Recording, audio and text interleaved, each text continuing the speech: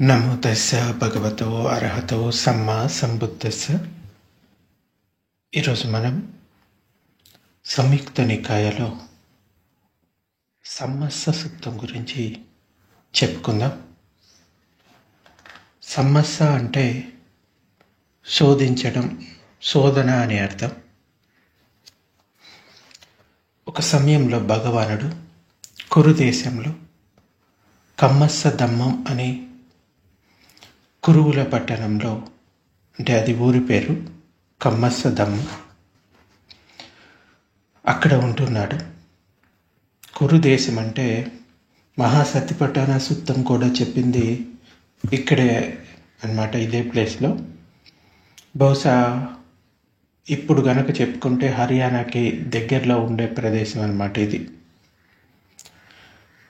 అక్కడ భిక్షువులు సమావేశమై ఉంటారు. అప్పుడు భగవానుడు భిక్షువులను ఉద్దేశించి భిక్షువులారా అని సంబోధించాడు. బదంతా అని ఆ భిక్షువులు కూడా భగవానునికి బదులు పలికారు. భగవానుడు ఇలా అన్నాడు, భిక్షువులారా, మీరు శోధిస్తున్నారా? మీ లోపల శోధిస్తున్నారా? అంటే శోధించడం అంటే వెతకడం, లేదంటే మీ గురించి మీరు తెలుసుకోవడం. మీ లోపల సెర్చింగ్ చేస్తున్నారా? అలా అనగా ఒకానొక భిక్షువు భగవానుడితో ఇట్లా అంటారు, బంతే, నేను శోధిస్తున్నాను, నా లోపల శోధిస్తున్నాను అన్నాడు. భిక్షువు, నీ లోపల ఎలా శోధిస్తున్నావు? అప్పుడు ఆ భిక్షువు వివరించాడు. కానీ ఆయన ఇచ్చిన వివరణ భగవానుడిని తృప్తిపరచలేదు. అప్పుడు ఆయుష్మంతుడు ఆనందుడు భగవానుడితో ఇట్లా అన్నాడు, భగవాన్, ఇది సమయం, సుగత, ఇది సమయం.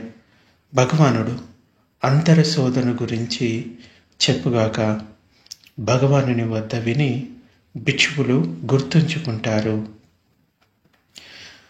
అయితే ఆనంద, మనసుని చక్కబరుచుకొని వినండి, చెప్తాను అని భగవానుడు అంటాడు. అలాగే బంతే అని భిక్షువులు భగవానునికి బదులు పలికారు.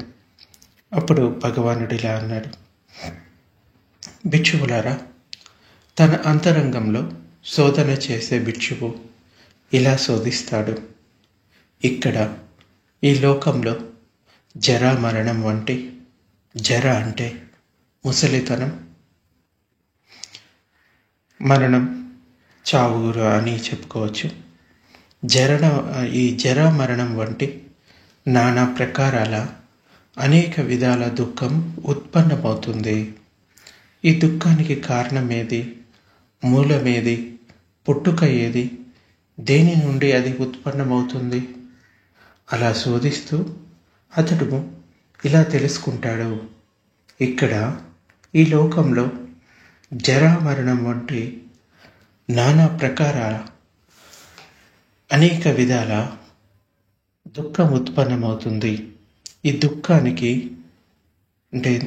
దుఃఖానికి కారణం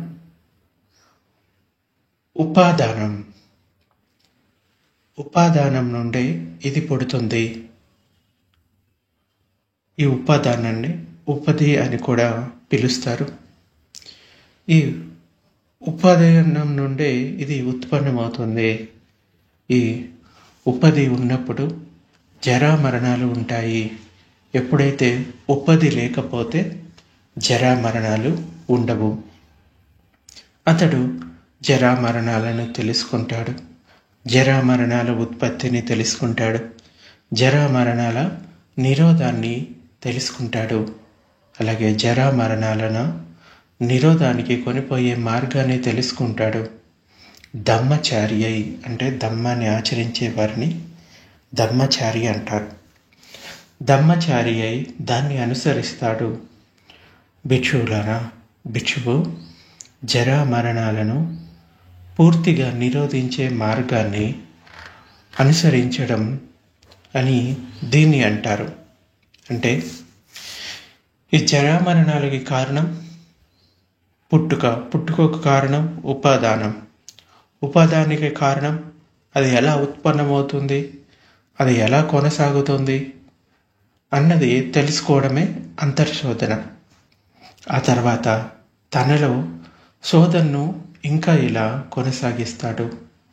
ఈ ఉపాదానానికి కారణమేది, మూలమేది, దేని నుండి అది ఉత్పన్నమవుతుంది, ఏది ఉంటే ఉపాదానం ఉంటుంది, ఏది లేకపోతే ఉపాదానం ఉండదు.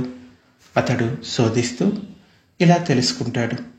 ఉపాదానానికి కారణం తృష్ణ. తృష్ణ నుండే ఇది పుడుతుంది, తృష్ణ నుండి ఉత్పన్నమవుతుంది.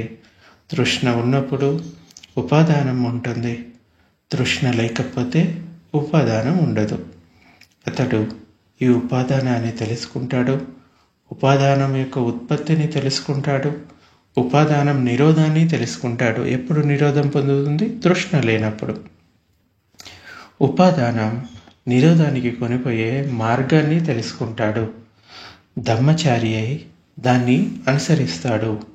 భిక్షువులారా, భిక్షువు జరామరణాలను పూర్తిగా నిరోధించే మార్గాన్ని అనుసరించడం అని దీన్ని అంటారు. ఆ తర్వాత తనలో శోధనను ఇంకా ఇలా కొనసాగిస్తాడు. ఈ తృష్ణ పుట్టినప్పుడు ఎక్కడ పుడుతుంది? స్థిరపడినప్పుడు ఎక్కడ స్థిరపడుతుంది? అతడు శోధిస్తూ ఇలా తెలుసుకుంటాడు. ఈ లోకంలో ప్రియమైనవి, అనుకూలమైనవి ఉన్నాయి. పుట్టేటప్పుడు ఈ తృష్ణ అక్కడ పుడుతుంది, స్థిరపడేటప్పుడు అక్కడ స్థిరపడుతుంది. లోకంలో ప్రియమైన, అనుకూలమైనది ఏది? కన్ను లోకంలో ప్రియమైనది, అనుకూలమైనది. ఈ తృష్ణ పుట్టేటప్పుడు ఇక్కడ పుడుతుంది, స్థిరపడేటప్పుడు ఇక్కడ స్థిరపడుతుంది. లోకంలో చెవి ప్రియమైనది, అనుకూలమైనది. ముక్కు లోకంలో ప్రియమైనది, అనుకూలమైనది. నాలుక లోకంలో ప్రియమైనది, అనుకూలమైనది. ఈ శరీరం లోకంలో ప్రియమైనది, అనుకూలమైనది. ఇంకా మనసు, దానిలో దమ్మాలు, ఆలోచనలు లోకంలో ప్రియమైనది, అనుకూలమైనది. పుట్టేటప్పుడు ఈ తృష్ణ అక్కడ పుడుతుంది, స్థిరపడేటప్పుడు అక్కడ స్థిరపడుతుంది. అంటే ఈ ఇంద్రియాల ద్వారా కన్ను, ముక్కు, చెవి, నాలుక ఇంకా స్పర్శ ద్వారా తెలుసుకునేది శరీరం. అయితే ఇంకా మనసులో ఉండే ఆలోచనలు, దమ్మాలు అంటారు. ఈ 6 ఇంద్రియాలు, వాటికి ప్రియమైనవి, అనుకూలమైనవి అయినప్పుడు అక్కడ తృష్ణ పుడుతుంది, అక్కడే తృష్ణ స్థిరపడుతుంది.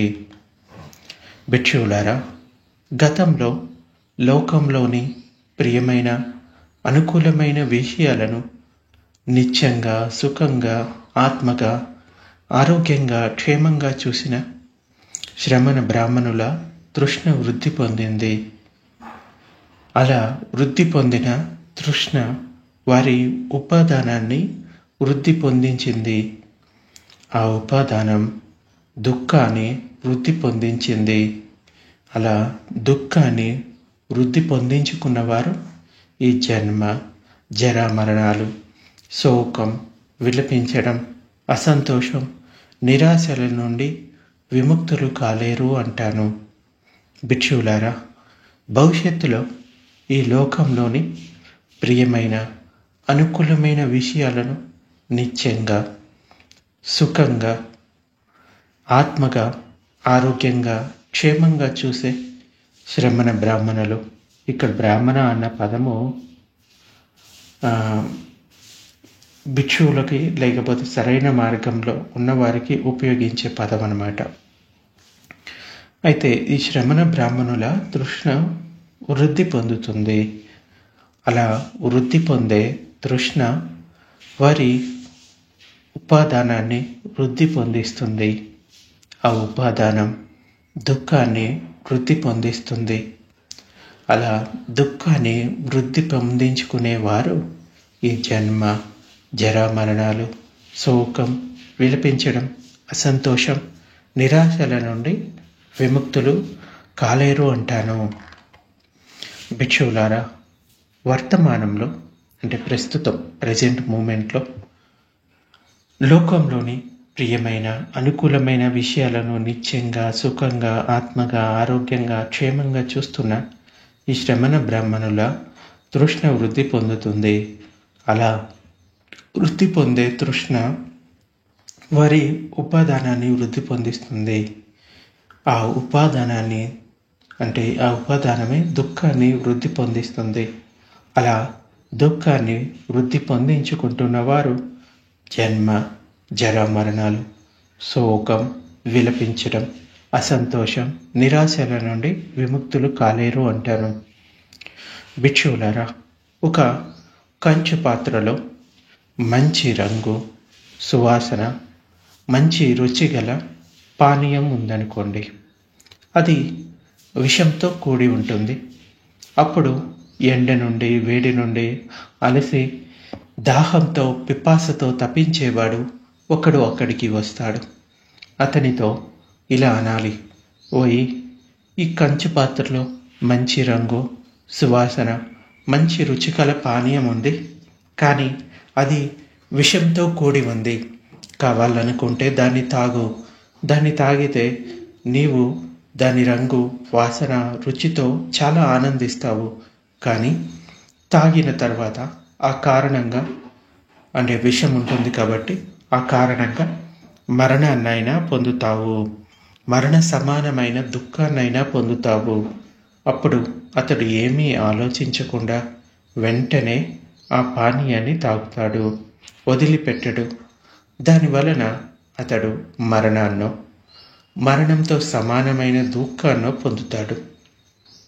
అదేవిధంగా భిక్షువులారా, గతంలో లోకంలోని ప్రియమైన అనుకూలమైన విషయాలను నిత్యంగా అంటే శాశ్వతమైనవని, సుఖంగా ఉంటాయి అని, ఆత్మగా ఇంకా ఆరోగ్యంగా క్షేమంగా చూసిన ఈ శ్రమణ బ్రాహ్మణుల తృష్ణ వృద్ధి పొందుతుంది.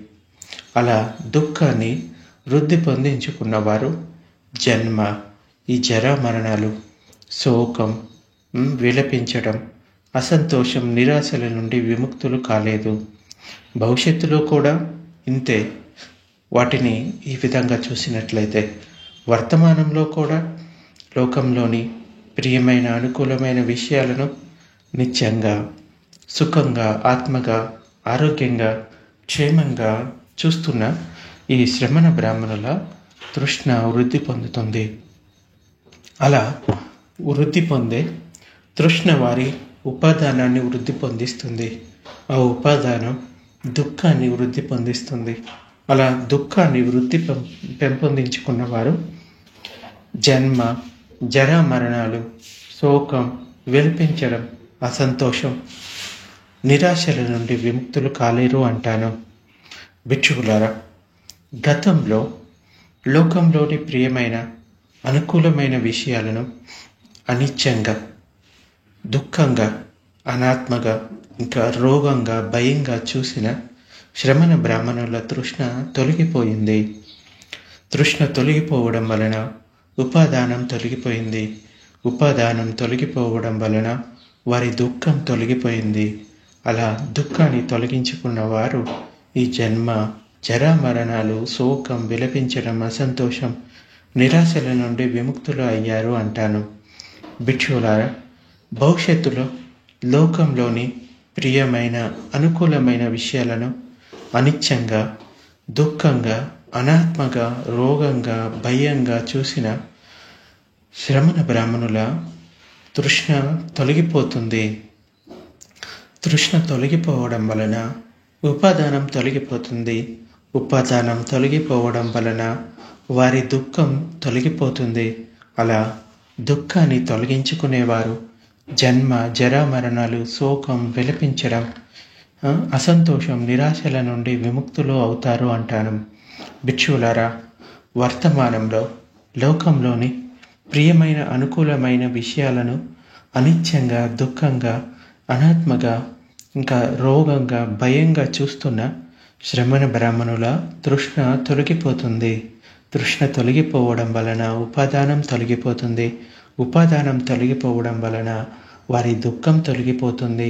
అలా దుఃఖాన్ని తొలగించుకున్నవారు జన్మ జర మరణాలు, శోకం, విలపించడం, అసంతోషం, నిరాశల నుండి విముక్తులు అవుతున్నారు అని నేను అంటాను అని భగవానుడు చెప్తాడు. అంటే ఈ ఇంద్రియాల ద్వారా ఏవైతే విషయాలను గ్రహిస్తారో, కంటితోటి రూపాలను, చెవులతోటి శబ్దాలను, ముక్కుతోటి వాసనలను, ఇంకా నాలుగుతోటి రుచులను, శరీరంతో స్పర్శను, మనసులోని ధమ్మాలను, వాటిల్లో అవి భవిష్యత్తులోని కావచ్చు, వర్తమానంలోని కావచ్చు, లేకపోతే గతంలోని కావచ్చు, ఏవైనా ఆ విషయాలను ఉన్నవన్నీ కూడా ఇవి ప్రియమైనవి, అనుకూలమైనవి, ఇవి నిత్యంగా ఉంటాయి అని వాటిల్లో తృష్ణను పెంచుకోవడం వలన ఉపాదానం పెరుగుతుంది. అటువంటి వాళ్ళు ఎప్పటికీ దుఃఖం నుండి బయటపడరు.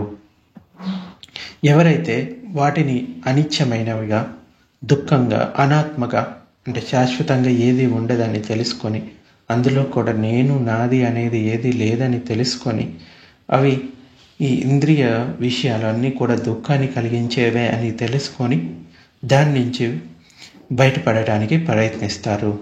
అటువంటి వాళ్ళు విముక్తులు అవుతున్నారు అని అంటాను. భిక్షువులారా, ఒక కంచు పాత్రలో మంచి రంగు, సువాసన, మంచి రుచి గల పానీయం ఉందనుకోండి. అది విషంతో కూడి ఉంటుంది.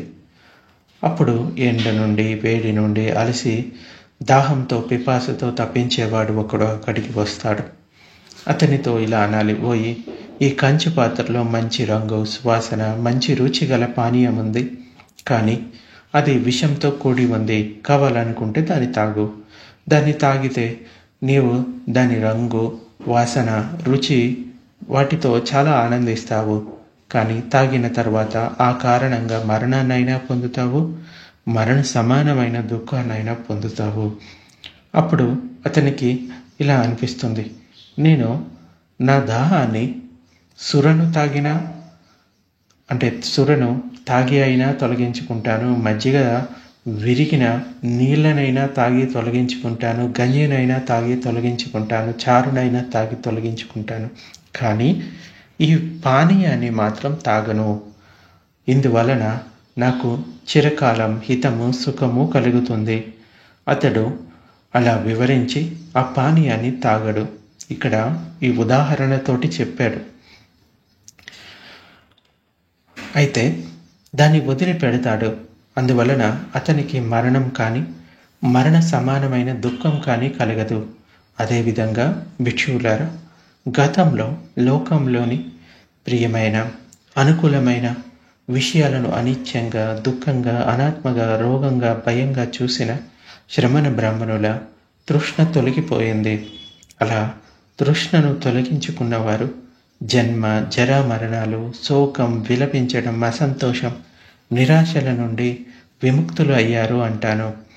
భవిష్యత్తులో కూడా, ఇంకా వర్తమానంలో కూడా లోకంలోని ప్రియమైన, అనుకూలమైన విషయాలను అనిత్యంగా, దుఃఖంగా, అనాత్మక, రోగంగా, భయంగా చూసే శ్రమణ బ్రాహ్మణుల తృష్ణ తొలగిపోతుంది. తృష్ణ తొలగిపోవడం వలన ఉపాదానం తొలగిపోతుంది. ఉపాదానం తొలగిపోవడం వలన వారి దుఃఖం తొలగిపోతుంది. అలా దుఃఖాన్ని తొలగించుకున్నవారు ఈ జన్మ జర మరణాలు, శోకం, విలపించడం, అసంతోషం, నిరాశల నుండి విముక్తులు అవుతారు అంటాను. సో ఇలా భగవానుడు ఎటువంటి అంతర శోధనలు చెయ్యాలి అనేది మనకి ఈ సూక్తంలో చెప్తారనమాట. సో ఇది ఈరోజు ప్రవచనం.